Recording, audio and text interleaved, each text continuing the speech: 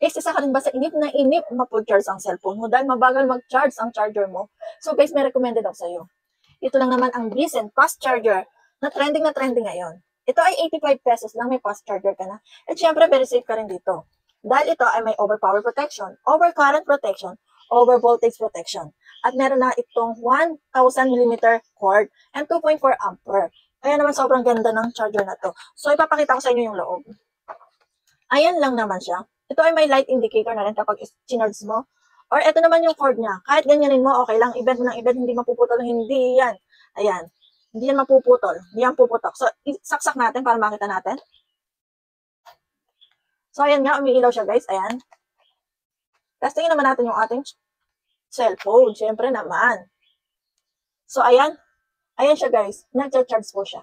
So, kaya naman, guys, kung gusto mo ng ganito kaganda at murang fast charger, nasa yellow basket ka na. Mag-check out ka na bago ka maubusan. Bye!